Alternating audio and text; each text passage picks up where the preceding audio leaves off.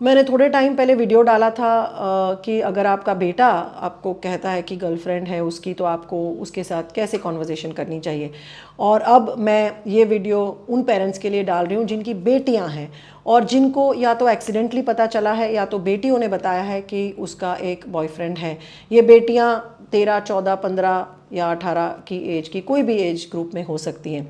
तो अगर ऐसा कुछ हुआ है आपके साथ और अगर आपका रिश्ता रिलेशनशिप आपके बेटी के साथ थोड़ा सा भी अच्छा है, तो आपको ये थोड़ी चीज़ें ध्यान में रखनी है जब उसको उसके साथ इसके बारे में बातचीत करें।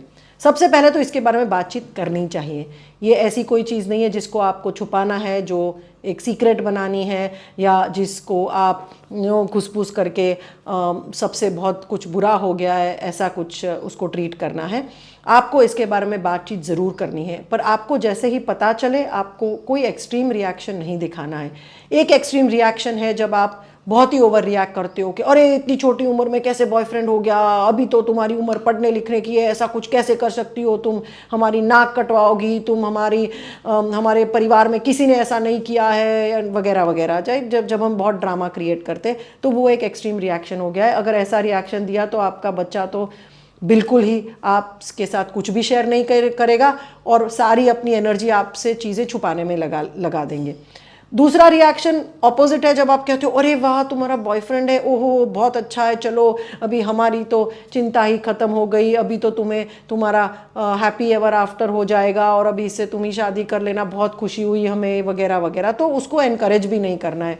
तो हमें थोड़ा सा बैलेंस रहना है ये टॉपिक को छेड़ने के टाइम, और काफ़ी शांत रहना है। इसको बहुत बड़ा इशू नहीं बनाना है क्योंकि ये उम्र में ऐसी चीज़ें होती रहती हैं, ज़रूरी नहीं है कि ये लाइफ लॉन्ग हो। हमें ज़रूर हमारी बच्ची के साथ सबसे पहले तो ये बात करनी है कि उसकी प्रायोरिटी क्या है। अगर उसको पढ़ाई में, करियर में इंटरेस्ट है, कोई स्पोर्ट्स भी करना है, तो उसके साथ साथ ये रिश्ता वो कैसे बैलेंस करेगी। और ये ना हो कि ये रिश्ता सबसे ज़्यादा टाइम ले ले और उसकी बाकी जो उसका पैशन है, उसका इंटरेस्ट है, वो परस्यू ना कर सके। इसके बारे में थोड़ा उसको कहना चाहिए। हालांकि उनको ये सब पता होता है और हम कहते हैं तो उनको लगता है इसमें कौन सा नया है, तो हम जानते हैं, बट फिर भी एज अ पेरेंट ये उनको ये कहना ज़रूरी है। दूसरा कहना बहुत ज़रूरी है कि उनकी सेफ्टी के बारे में हमें याद रखना चाहिए कि हम चाहे माने कि ना माने, चाहे कि ना चाहे, बट आजकल सोशल मीडिया की वजह से बहुत सारा वेस्टर्न इन्फ्लुएंस आ गया है और बच्चे बहुत छोटी उम्र से सेक्सुअली एक्टिव हो रहे हैं। सेक्सुअली एक्टिव इसका मतलब ये नहीं कि वो सब कुछ ही कर देते हैं, बट कहीं ना कहीं शुरुआत करते हैं इंटीमेट होने की। तो हमारे ना कहने से वो नहीं करेंगे ऐसा नहीं है, इसलिए हमें इसके बारे में बात करना है। बच्ची को ज़रूर एजुकेट करना है कि भाई अगर वो इंटीमेट हो जाए सेक्सुअली तो लड़के को तो ज़्यादा कुछ कॉन्सिक्वेंस नहीं होते हैं, बट लड़की प्रेग्नेंट हो सकती है। तो ये बच्ची को जानकारी देनी है और उसको ये भी कहना है कि अगर वो सेक्सुअली क्लोज है तो उसको ज़रूर प्रिकॉशन लेना है ताकि वो प्रेग्नेंट ना हो जाए। बिकॉज अगर एक्सीडेंटली भी प्रेगनेंसी हो गई तो बच्ची का फिज़िकल तो ऑफ कोर्स उस पर इम्पैक्ट पड़ता है, बट उसका मानसिक, उसके मेंटल हेल्थ और इमोशनल हेल्थ पे इसका बहुत घाव पड़ता है और बहुत दूर तक रहता है। तो सेक्सुअल हेल्थ और सेक्सुअल सेफ्टी के बारे में ज़रूर बात करनी है। सेक्सुअली ट्रांसमिटेड डिजीज़ के बारे में बात करनी है और हमें ये भी बच्चे को कहना है कि भाई जो तुम ना करना चाहो उसके लिए ज़रूर ना बोलना है। बच्चियों को ना बोलना सिखाना बहुत ज़रूरी है। अगर आपने अपनी बच्ची को बचपन से डांट के, मार के, पीट के, डरा के, धमका के सब चीज़ों में हाँ बोलना सिखाया है तो शायद वो अपने बॉयफ्रेंड को भी ना नहीं बोल पाएगी जब वो कुछ ऐसी चीज़ें उससे करवाना चाहेगा या करना चाहेगा जो उसको मंजूर नहीं है। तो अपनी लड़कियों को ना बोलना सिखाना बहुत ज़रूरी है ताकि वो खुद सेफ रह सके और अपनी मंजूरी के बगैर किसी को कुछ करने ना दें, स्पेशली उसके बॉयफ्रेंड को। कोई भी रिलेशनशिप में लड़की को अपना सेल्फ रिस्पेक्ट जारी रखना बहुत ज़रूरी है। तो लड़की को इसके बारे में भी आपकी बच्ची से बात करें कि अगर वो रिश्ते में, अगर उसका बॉयफ्रेंड उसके साथ कुछ भी अनाप शनाप बोलता है, उसका इंसल्ट करता रहता है या उसके साथ टॉक्सिक अब्यूजिव बिहेवियर करता है, उसको कभी कभी या तो स्लैप करता है या फिज़िकली उसको मारता पीटता है, तो ये बिल्कुल एक्सेप्टेबल नहीं होना चाहिए।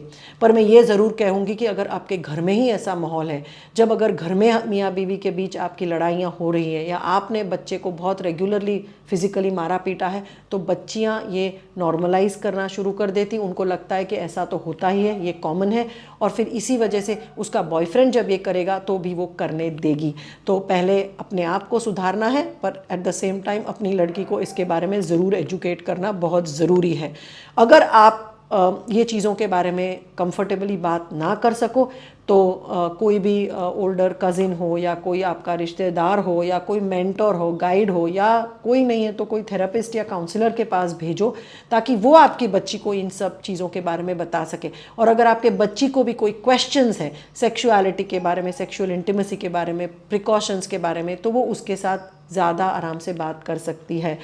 मैं ये ज़रूर कहना चाहूँगी कि आप इसके बारे में बात करते हो, इसका मतलब ये नहीं है कि आप उसको इनकरेज कर रहे हो, उसको प्रोत्साहित कर रहे हो, पर इसके बारे में बात करने से बच्चे आपके साथ ज़्यादा कंफर्टेबल फील करेंगे, और आगे जाके अगर कुछ गलत हो गया तो वो आपको बताने की हिम्मत रखेंगे, और ना ही गलत तरीक़ों से, गलत सोर्सेज से इंफॉर्मेशन लेके अपने आप को हानि पहुंचाएंगे।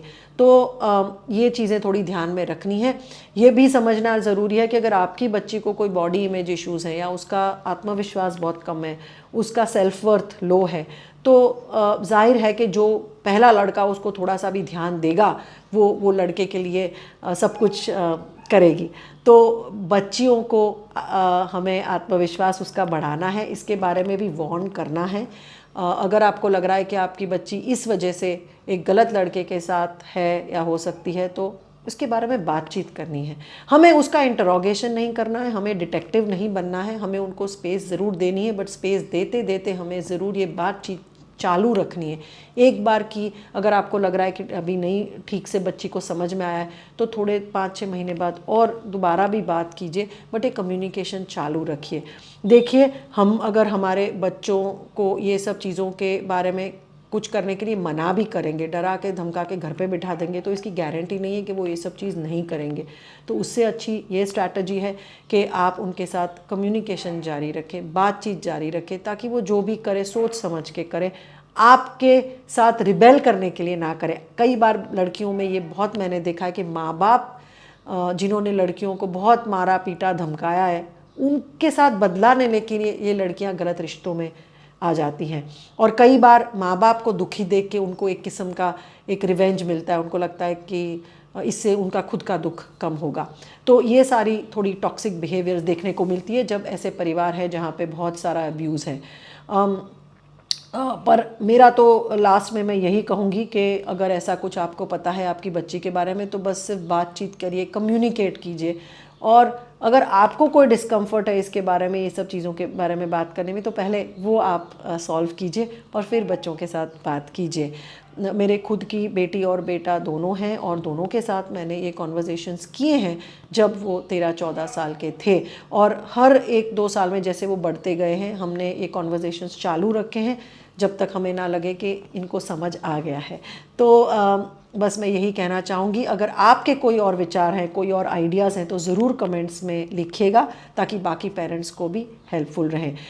इंस्टाग्राम पे बहुत सारे ऐसे इन्फ्लुएंसर्स हैं जो इसको क्या बोलते हैं, सेक्सुअलिटी काउंसलर्स हैं, कोचेज़ हैं, इंटीमेसी कोचेज़ हैं, उनके आप हैंडल्स देखिए, उनके पास से भी टिप्स मिलती हैं कैसे ऐसे टॉपिक्स को छेड़ के बच्चों के साथ कैसे ये बातचीत की जाए। तो ये एक नई चीज़ है जो हमारा समाज अभी डील कर रहा है। इतने सालों में OTT नहीं था, सोशल मीडिया नहीं था, नेटफ्लिक्स नहीं था, प्राइम नहीं था, तो ये सारे प्रॉब्लम्स इतने नहीं थे। अभी दुनिया छोटी हो रही है, तो बहुत सारी चीज़ें हमारे बच्चे छोटी उम्र में सीख रहे हैं, तो हमें भी चीज़ें सीखनी है, हमारे तरीके बदलने हैं, ताकि हम अपने बच्चों को अच्छी तरह से सपोर्ट कर सकें और उनके साथ अपना कनेक्शन चालू रखें।